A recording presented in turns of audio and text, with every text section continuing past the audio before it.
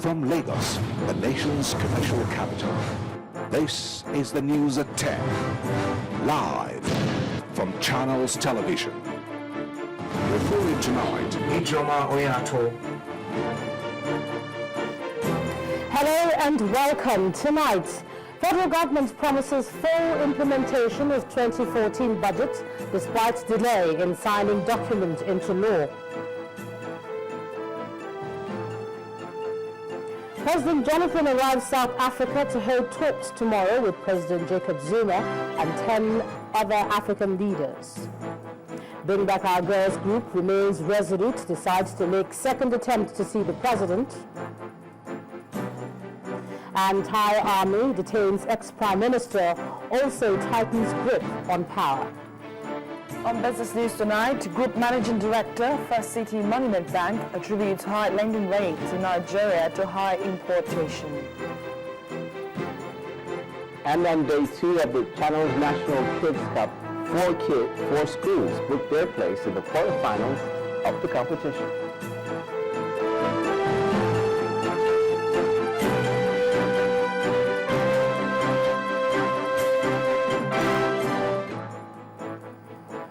We begin tonight with what seems to be a firm commitment by the federal government to implement the 2014 budget to the letter. The coordinating minister for the economy and finance minister, Dr. Ngozi Okonjo-Iweala, gave a budget breakdown today, with the military getting the lion's share of allocation of 130 billion naira between January and April. Our State House correspondent Chukwuma Onekwusi reports. For over 5 months, Nigerians waited for the passage of the 2014 budget. Government had told them that the delay was to enable the Ministry of Finance and the National Assembly to smooth in the distortions that were noticed. The Minister of Finance, who received the budget after the President had assented to it, assured Nigerians that the delay in the passage of the budget has not in any way impeded the day-to-day running of government.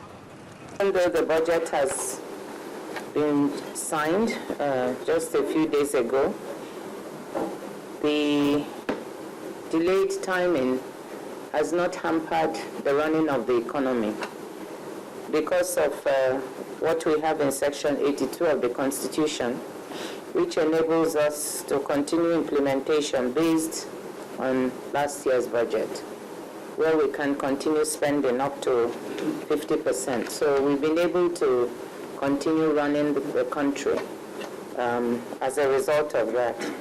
So the effect of the delayed passage, I would say, has been relatively minimal. She said to ensure that the nation's military performs its role of securing the nation's citizens in the face of insecurity in the northeast, a total of 130 billion naira was released between January to April to the defense sector. The defense spending is treated expeditiously. And I want to say something to you that there's no military establishment I know of in the world, engaged in a war that always has enough. They will always need more equipment. This is a new type of war. They will always need things that can assist them. So we have to admit that. I don't think the Nigerian Army or Air Force will be different from any other one in any other part of the world that we know of. So no amount of budget can be enough. Given the breakdown of the 4.69 trillion naira budget, the Director General Budget Office highlighted allocations made to the several sectors of the economy. Power, 101.2 billion.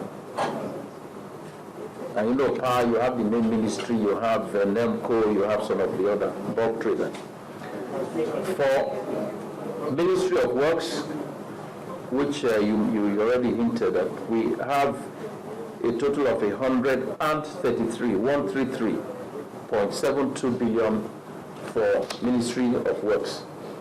FCT, because they have a role in infrastructure, especially in the area here, we have 30.4 billion.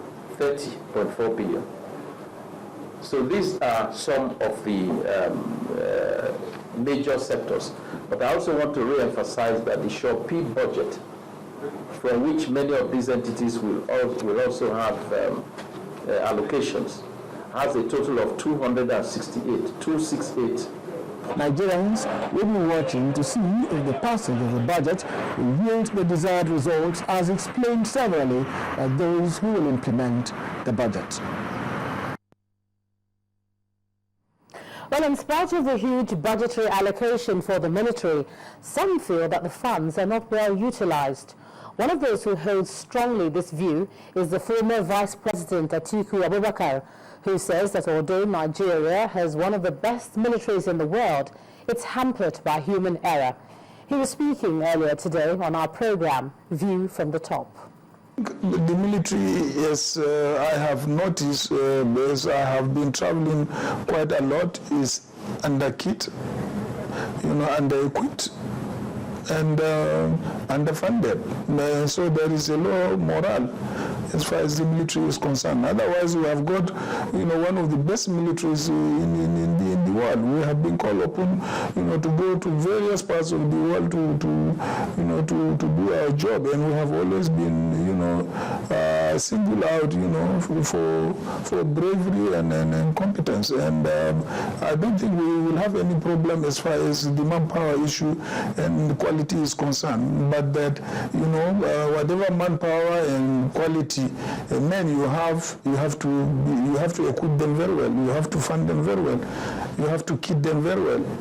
I mean, how can insurgents come out with more vehicles than the military? How can they come out with more arms than the military? How can they come out better kitted than the military? These are things that we should look into. These are issues that actually the National Assembly should look into. Why is the money we have voted for the military, why is it going? We have the largest budget for the military in Africa. Why is the money going? Where? Why is our military performing or underperforming? Former Vice President Atiku Abubakar. Now, the President, Dr. Goodluck Jonathan, is in South Africa to confer with his South African counterpart on tackling terror on the African continent. President Jonathan, who arrived in South Africa this evening, is expected to discuss with President Jacob Zuma and 10 other African leaders in a private meeting tomorrow. The meeting is expected to begin after the inauguration of President Zuma as President of the Republic of South Africa. Tomorrow's meeting follows warnings from Nigeria and its neighbors that Boko Haram, which has killed thousands of Nigerians during its 5-year-old insurgency, now threatens the security of the region. Well, indeed, it's been a week of raids by the group Boko Haram, and again today the sect raided 3 villages and killed those accused of being against their ideology in the northeast. More than 30 people are reportedly killed in fresh attacks in the early hours of today in northeastern Borno State. The raids took place as the U.S. Security Council approved sanctions against the group. Residents from the 2 villages that came under attack said militants had attacked a convoy and gathered all vigilante members of the community before opening fire on them. One villager from Moforo in Mate district, who escaped across the border to Cameroon, told newsmen that the second attack was on Kimbi village in Biu district, Borno State.